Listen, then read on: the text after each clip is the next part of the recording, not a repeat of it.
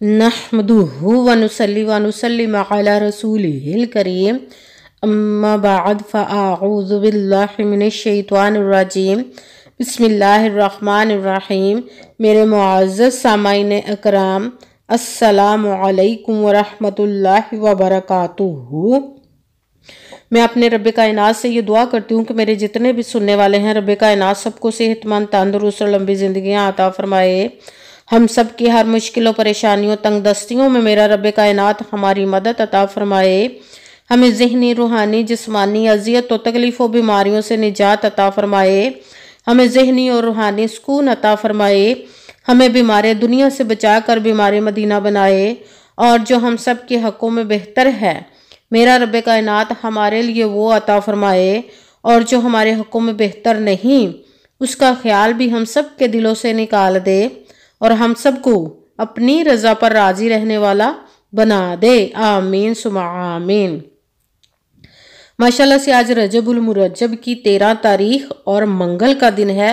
रजबुल मुरज्जब का दूसरा मंगल है। आज के दिन जो मैं आप लोगों के लिए वजीफ़ा लेकर आई हूँ वो है अलिफ लाम मीम अस्तगफिरुल्लाह और सूरह कौसर का पावरफुल मुजरब वजीफ़ा है।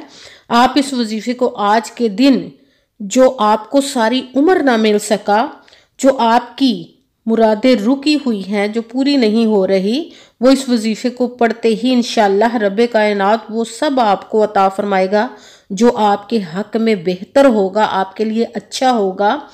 आपके ऊपर रब कायनात अपना खुसूसी करम अता फरमाएगा, गैबी ख़जानों से आपकी मदद अता फरमाएगा। आप इस वजीफ़े को आज के दिन स्किप मत कीजिएगा, छोड़िएगा मत।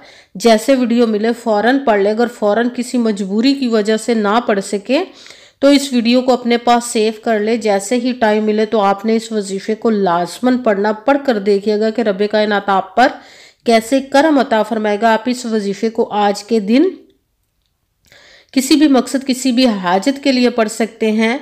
आप रब कायनात के गैबी ख़जानों से दौलत लेने के लिए पढ़ सकते हैं। आपका अपना घर नहीं, घर खरीदने के लिए पढ़ सकते हैं। आपके घर में लड़ाई झगड़े रहते, नचाकी, परेशानी, मुफलसी, गरीबी है, उसके लिए पढ़ सकते हैं। आपकी औलाद नहीं या आपकी औलाद नाफरमान है, उसके लिए पढ़ सकते हैं। आपके घर में कोई बहुत ज़्यादा बीमार है या आप खुद बीमार है, उसके लिए पढ़ सकते हैं।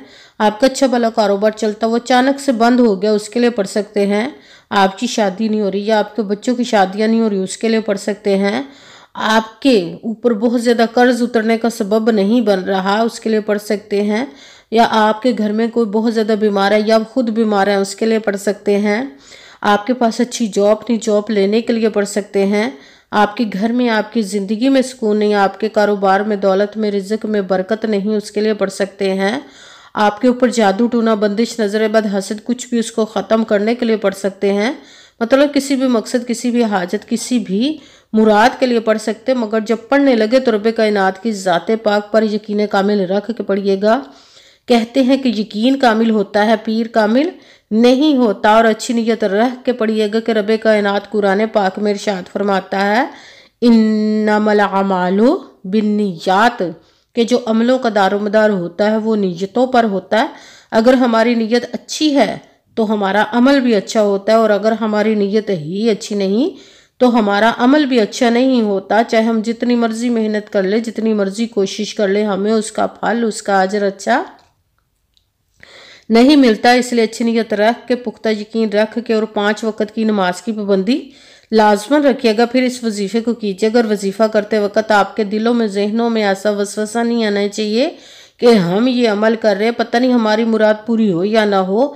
ऐसा हो नहीं सकता कि हम रब कायनात के किसी इस्म का या कलाम पाक का वजीफ़ा पढ़े और हमें कामयाबी ना मिले। ये हमारे ईमान की कमज़ोरी, जिसकी वजह से हमें नाकामी मिलती है। आपने सिर्फ अमल करना, उसका फल, उसका अजर देना उस ज़ाते पाक का काम है, क्योंकि उसकी दस्ते कुदरत से कोई चीज़ बाहर नहीं। उसके कुन कहने की देर और फाया कून हो जाता है। आपने अमल करने के बाद उसके कुन का इंतज़ार करना है। इंशाअल्लाह अज़ीज़ रब कायनात अपने हुक्म से आपकी तकदीर के बंद तालों को खोल देगा, नसीब के सितारों को चमका देगा। आपकी ज़िंदगी में ऐसे ऐसे मौजज़े अता फरमाएगा कि आप खुद देखकर हैरान रह जाएंगे। आपको कभी किसी चीज़ की कमी नहीं रहेगी इंशाअल्लाह। انشاءاللہ العزیز اس کے حکم سے۔ اگر ویڈیو اچھی لگے تو اس کو لائک ضرور کیجیے گا اور آگے بھی شیئر کر دیجیے گا تاکہ کسی دوسرے کو ہماری وجہ سے فائدہ پہنچے تو ہمارے لیے صدقہ جاریہ بن جائے۔ اور جو نئے ہیں اس چینل پر، اس چینل کو سبسکرائب کر لے، بیل آئیکن کو بھی دبا لے تاکہ میری اگلی آنے والی ویڈیو آپ تک پہنچ سکے۔ اگر کوئی مجھ سے کسی مسئلے کے بارے میں استخارہ کروانا چاہتے ہو، کسی کام کا حساب لگوانا چاہتے ہو، کسی کام کے لیے وظیفے کا پوچھنا چاہتے ہو، یا قرآن پاک آن لائن پڑھنا چاہتے ہو، محفل میلاد النبی کے لیے بلوانا چاہتے ہو، تو واٹس ایپ کا نمبر ویڈیو پر چل رہا ہے، آپ لوگ مجھ سے رابطہ کر سکتے ہیں۔ اگر میرے بھائی یا بزرگ مجھ سے رابطہ کرنا چاہتے ہو تو واٹس ایپ پر وائس میسج کر کے اپنا مسئلہ بتا سکتے ہیں۔ اگر بہنیں یا مائیں مجھ سے رابطہ کرنا چاہتی ہوں تو واٹس ایپ پر وائس کال کر کے مجھ سے بات کر سکتی ہیں، اپنا مسئلہ بتا سکتی ہیں۔ آپ نے وظیفہ کرنے سے پہلے کمنٹس میں اپنا نام، جہاں آپ رہتے ہو جگہ کا نام اور اللہ پاک کا ایک نام ضرور لکھنا ہے تاکہ میں بھی آپ لوگوں کے لیے دعا کر سکوں، اور پھر وظیفے کی بھی آپ لوگوں کو اجازت مل جائے گی۔ آپ نے وظیفہ کرنے سے پہلے پوری ویڈیو کو دھیان کے ساتھ سن کے سمجھ کے پھر وظیفے کو کرنا ہے۔ ایسا نہ ہو کہ ویڈیو کو سکپ کر کے چھوڑ کے سنیں اور پھر کوئی بات رہ جائے اور آپ وظیفہ کرے ٹھیک نہ ہو۔ آپ نے نہ تو کسی عمل میں کم کر کے پڑھنا، نہ زیادہ بڑھا کر پڑھنا ہے۔ اگر کم یا زیادہ کر دیتے تو وہ ہمارا وظیفہ ٹھیک نہیں ہوتا، ہمیں کامیابی نہیں ملتی۔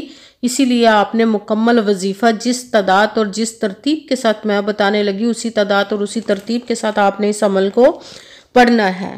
آپ اس عمل کو آج کے دن کسی بھی جگہ پر بیٹھ کر پڑھ سکتے، گھر میں، آفس، مدرسہ، یونیورسٹی، کالج، شاپ پہ، مگر جب پڑھنے لگے تو بالکل خاموشی، توجہ، سکون کے ساتھ پڑھنا۔ وظیفے کے درمیان نہ تو آپ نے کسی سے بات کرنی، نہ اٹھنا، نہ فون استعمال کرنا ہے۔ اگر ہم وظیفے کے درمیان کسی سے بات کر لیتے یا اٹھ جاتے تو وہ ہمارا وظیفہ ٹھیک نہیں ہوتا، ہمیں کامیابی نہیں ملتی۔ اس لیے آپ نے مکمل وظیفہ جس تعداد پڑھنے کے بعد کسی سے بات کرنی، اٹھنا یا کہ فون استعمال کرنا ہے۔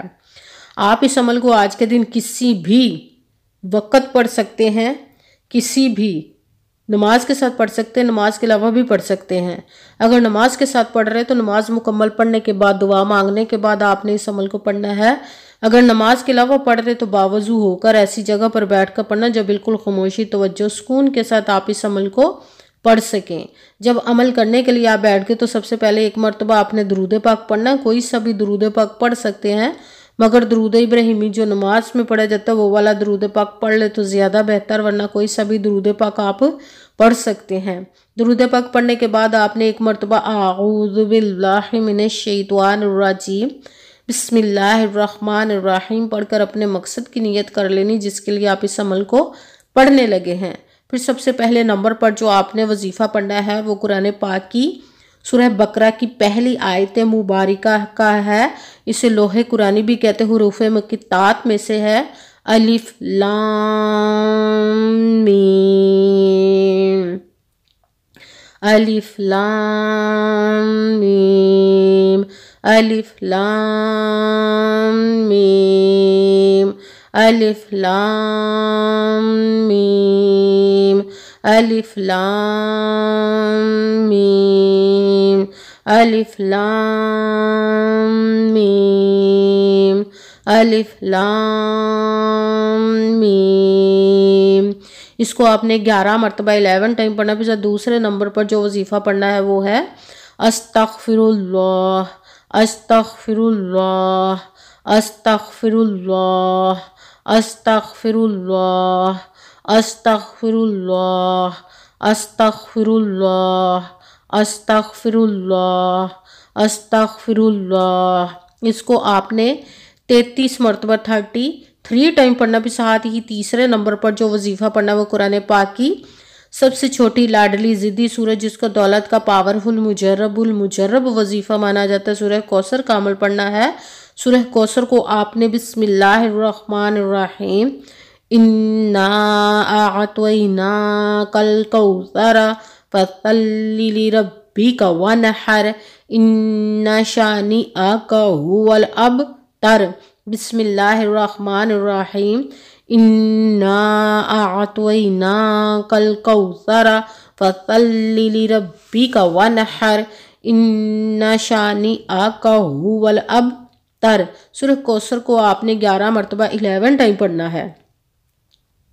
سب سے پہلے ایک مرتبہ درود پاک پڑھا، پھر ایک مرتبہ اعوذ باللہ من الشیطان الرجیم بسم اللہ الرحمن الرحیم پڑھ کر اپنے مقصد کی نیت کر لینی جس کے لیے آپ اس عمل کو پڑھنے لگے ہیں۔ پھر پہلے نمبر پر جو آپ نے وظیفہ پڑھنا ہے وہ ہے الف لام میم، اس کو آپ نے 11 مرتبہ 11 ٹائم پڑھنا۔ پھر دوسرے نمبر پر جو وظیفہ پڑھنا ہے وہ ہے استغفر اللہ، اس کو آپ نے 33 مرتبہ 33 ٹائم پڑھنا۔ پھر ساتھ ہی تیسرے نمبر پر جو وظیفہ پڑھنا ہے وہ ہے سورہ کوثر کا بسم اللہ الرحمن الرحیم انا اعطیناک الکوثر فصلی لربک ونحر ان شانئک ھو الابتر۔ سورہ کوثر کو آپ نے 11 مرتبہ 11 ٹائم پڑھنا ہے۔ پھر وہی درود پاک پڑھنا ہے جو درود پاک آپ نے وظیفہ شروع کرنے سے پہلے پڑھا تھا۔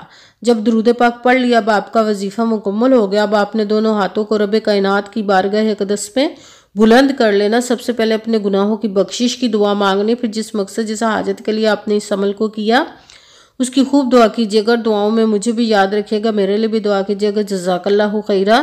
جس مقصد جس حاجت کے لیے آپ نے اس عمل کو کیا، رب کائنات اپنے حکم سے، اپنے پیارے محبوب کے صدقہ سے، اپنے کلام پاک اور اسم مبارک کے صدقے آپ کی تمام نیک اور جائز حاجات کو قبول و منظور عطا فرمائے انشاءاللہ العزیز اپنے حکم سے، آمین ثم آمین۔ السلام علیکم ورحمۃ اللہ وبرکاتہ۔